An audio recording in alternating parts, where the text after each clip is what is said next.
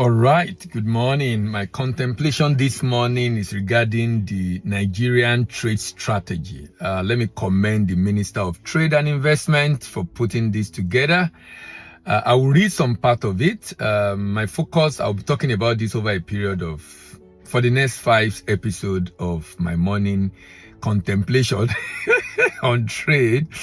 I'll be focusing more on Nigerian trade policy, trade program. You can find this on the website of Federal Ministry of Industry, Trade and Investment, so you can also read it up. Objective. The objective is to create and maintain an enabling environment and regulation for development and expansion of trade and investment. Now, this is a document. I will have want some specific on this document, like giving targets of what we want to. I know the minister have mentioned that they are targeting about 50 billion in inflow to be able to stabilize Naira. That is the target they've been given. But it would have been good to have those targets in public domain, so that we'll be able to, so we know we are working towards the target and we can measure our progress. But all the same, in 2025, to accelerate diversification and rebuild prosperity, the Federal Ministry of Trade, Industry, and Investment will deliver a more enabling environment through good regulation and development policies and expansion of trade and investment across 3 broad areas. So the 3 areas are economic diversification, which include accelerate through industrialization, digitalization, creative art, manufacturing, and innovation.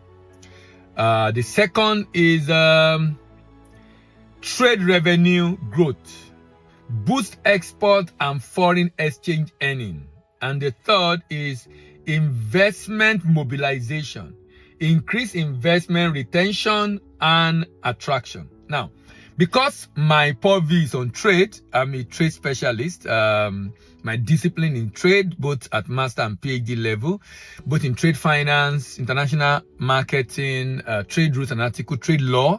Those are my disciplines. So I will focus more on the second one. Because the ministry is Ministry of Industry, Trade and Investment. So what I realized is one was on industry, the other was on trade, and the other was on investment, although they are all interrelated one way or the other. So now under the second objective, which is trade revenue growth, boosting export and foreign exchange earnings. Those are the ones I'll be focusing on in the next 5-6 episodes. We have about 9 major areas that the minister is focusing on. Number 1, revise trade and investment strategy, laws, regulation, trade policy for export-led and retention-focused economy. Number 1. Number 2, champion regional trade agreement and investment under the African Continental Free Trade Agreement. Number 3, champion and implement digital trade protocol for Africa under AfCFTA. Number 4, regulator synergy for improved access to market. Number 5, support and champion free trade zone. Number 6, drive World Trade Organization trade facilitation agreement reform. Number 7, enter into preferential trade agreement with key countries. Very important. Number 8, support export compliance and standardization. And number 9, optimize and streamline export procedure and documentation across key agencies. These are the 9 areas that the minister and his team has put together to be able to grow trade in Nigeria. Now, like I said, I'll be lending my voice to what I think need to be done on each of these areas. And I will start with the first one. The first one is, and this is what I will be doing today, revising Nigerian trade and investment strategy, laws, regulation and trade policy to foster an export-led economy. And I've titled this Rethinking Nigerian Trade and Investment Strategy. Rethinking Nigerian Trade and Investment Strategy. The first, in my own recommendation on how I think this can be implemented, is through policy framework development. There are a lot of issues around Nigerian trade policy. Let me give an example of why we need a policy. So that recently, Nigerian Customs Service started charging a particular fee for operational efficiency, and that fee is 4% of FOB value. 4% of FOB value. Now, and that's charged on import. Remember, I know we have a lot of issue with import in Nigeria. Nigeria does not even do a lot of import, in my opinion, when you compare to other countries, not as much as us. The only thing is that we import a number of things we have no business importing. We should be importing raw materials, should be importing machinery, should be importing things that will help us create value locally. Just the way China do. China is a major importer, US is a major importer, and there's also a major producer. But we are importing, but we are not producing as much as we are importing. That's the challenge. Now, so among the imports, people are importing raw materials, they are importing machinery, they are importing stuff that will help in development. Now we are increasing what they will pay by 4%. So we need a policy that will immune the productive sector of the economy, the manufacturing sector, from a number of decisions of customs. Such that if you are going to come up with this kind of fee, you need to exempt some critical area, because we are complaining about inflation, we are complaining about inflation, we are complaining about inflation, but we are also doing things that will aggravate the inflation, because a number of our inflation are imported inflation. Imported inflation in the sense that because of the exchange rate being high and we are import dependent, the things we need to use and to use as human beings, as Nigerian locally, we import a lot of them. So people end up importing at a higher cost because of the exchange rate. So the idea of what the minister is trying to do is commendable, is to drive down the exchange rate, drive down the exchange rate. And to drive down, we need to increase export. Now, in doing that, we need to support any initiative that will ensure that the cost of doing business go down, particularly cost of manufacturing. Because if we are going to be an export-led economy, in which we are exporting manufactured goods, then the manufactured good must be competitive. If it's going to be competitive, then we must reduce the cost of bringing in the machinery, the cost of bringing in the raw materials. So I don't think, in as much as this might be necessary for custom for whatever reason, they know better, but I feel it shouldn't be a flat rate. So the policy framework development should be such that we protect some sector of the economy to ensure that we do not just bring a number. Okay, people have planned for this year now. They already planned it last year for this year. They have their budget already and what they want to do this year. Now they are getting to know early this year additional costs they never factor in their plan. But you know what? They will pass that cost on to the consumer. So you and I are the one that will bear that cost. So we need to conduct a comprehensive review, assess existing trade and investment policy to identify gaps and area of improvement. What are some of the area of improvement? Number one, we need to immune, like I said, give immunity to the productive sector, the real sector, the manufacturing sector. When it comes to bringing up any fee, it must be any fee that will be brought that will affect manufacturing should go through a rigorous assessment with a lot of stakeholder engagement. Sometimes in Nigeria, it's like, that's why people have argued that we are really not citizens, because sometimes there's something you should not just do without stakeholder engagement. And this is common with a number of government agencies. And I mean policy that will affect the people adversely, make them to increase the cost of living and make life difficult for the people. So it's extremely important for us to set clear objective, measurable goal of export growth. So in our policy framework, what do we hope to achieve? For example, I feel we need a framework to say we want to grow the number of exporters to this level. Let me tell you why this framework is important. The framework on a policy framework on growing number of exporters in Nigeria is extremely important. Why? Because the major exporters, so let me give you an example. Recently, NEPC said, released the figure of trade for the year, about 5.4 billion on export, and about 50% or thereabout was from agric, from fertilizer export and cocoa. Fertilizer export because we have more factory being built and the capacity for export is increasing, and cocoa because of the increase in price. Now, if you look at Nigerian export, one of the reasons we have stabilized, we have been on a plateau rather, and not growing the way we should, apart from what happened last year that make us to seem to grow, which I said we will know if it's a growth or it's just because of those things I explained. You can check the previous video I've done on this, on the increase in the 5.4 billion increase in the non-export growth volume of Nigeria. Now, what I'm trying to say is, when you look at this, these major exporters have reached their peak. Unless there's a new investment, they're not likely going to increase the volume of what they export. So the way we can grow the export volume is to bring in new exporters. If we do not bring in new exporters, we will not be able to grow the export volume.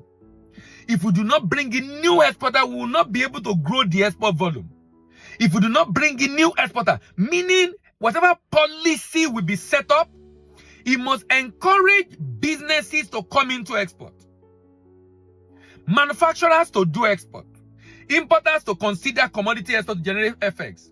Whatever needs to be done, that framework must be such that there's a deliberate policy, meaning government is encouraging. And one of the things, of course, the policy must concern is incentive, which I will talking about later on. But the idea is just talking about if we have a clear objective. One of the objectives I believe we must have in the clear objective is we must make up our mind. We are going to increase the number of exporters from the number of exporters 1,000 plus every year, 1,000 to 1,003 max, to maybe 3,000, maybe 4,000, maybe 5,000. And then a deliberate effort to diversify Nigerian export. A deliberate effort to diversify Nigerian export. Meaning, we need to have a policy that will restrict the number of commodity leaving Nigeria. We can export commodity, but must put a cap on it and monitor it. That you can't export more than this number of commodity. That means after exporting number of commodity for the year, you can't. Leave the remaining for manufacturer to use for production, so that we can add a lot of value. We might not be able to stop commodity export completely, but we can add a lot of value. We can add a lot of value to the commodity. We can add a lot of value. And in adding value, here is my recommendation. There must be a deliberate policy on the part of the government to set up processing centers. So, for example, cocoa beans. For example, shea nut. For example, flour products. Can we set up a processing center in conjunction with a private sector? That means a private sector, a private business already have a center working, and government support to expand it. Don't set up a new one. Sometimes we do some things we've done is not working. Don't set up a new one. Here is a cocoa processor. Its capacity is 1,000 tons per day. Can you increase its capacity to 5,000 tons per day? He will still hire and supervise. But the reason for increasing capacity is so that any exporter of cocoa beans who want to start exporting cocoa butter or cocoa cake or cocoa liquor can now go to meet those people, give them the raw material, and they will process at a very reasonable rate because government is supporting, and charge a fee per ton. That means we will just boost our cocoa butter export rather than exporting raw. What I'm trying to say is that we shouldn't stop commodity export without framework in place to utilize the raw materials. And the way to do that is, over the next 1 year, can we partner with private sector, identify commodities that we want to grow the volume of export, and we want to export intermediate. Nigeria must also focus on intermediate export. Let me say this. Finished goods export, if you look at the total global trade, about $24-25 trillion. Finished goods export, about 25%. Raw material export, about 25%. About 50% of export is intermediate product. Cocoa to cocoa butter. Shea to shea butter. Lead to lead ingot. Meaning they are in the intermediate product. They are not in the final finished product. So there's a lot of demand, and the reason is because a lot of developed countries don't want the raw material processed in their country, and they don't want to finish to create job. They don't want to finish product to create job in their country. They don't want to do the raw material process to intermediate in their country also because of the effluent and the waste and the impact on the environment. So you see a lot of demand for intermediate product all over the world. A lot of demand for intermediate product. The implication of the demand for intermediate product is that we can now begin. The implication of demand for intermediate product is that we can now begin to consider. We can now begin to consider export of cocoa butter, shea butter, lead ingot. But I will not have to set up a factory to do that. So the policy framework for development must be such that we set up processing centers. But like I said, in conjunction with the private sector, who is already doing it? Who is already doing it? Who government boosts the capacity, and then the excess capacity it has will be used to produce for people, individuals, businesses that are into currently exporting raw materials, who can now export intermediate products or probably finished products. Now, why is this important? We want to get industrialized, right? I don't need to set up factory. I do not need. Setting up a factory shouldn't be what I should worry about. And the reason is simple. I should be thinking of developing market, and then we should be supporting the production of the raw material and developing market. Let's have big gigantic factories across the country in different centers, but run by private sector who is currently running one. Not those that they will set up and they won't be able to run. They don't know what to do. You know the way we do our things, we bring a lot of politics into it, and I hope the minister will ensure that we don't play politics with this economy, because some people just bring in politics rather than be more result oriented. More result oriented. Now, so the idea basically is, can we have that framework that will ensure that we focus on intermediate product export to be able to tap into this over $10 trillion of intermediate product. $10 trillion. Remember, about half of trade in the world is intermediate. It's intermediate. And we can tap into that particular area. That is my contemplation this morning. I'll continue this conversation on rethinking Nigerian trade and investment strategy. Probably have part 2, part 3, and part 4 in the coming episode. Thank you very much for listening this morning. See you in the next video, and bye for now.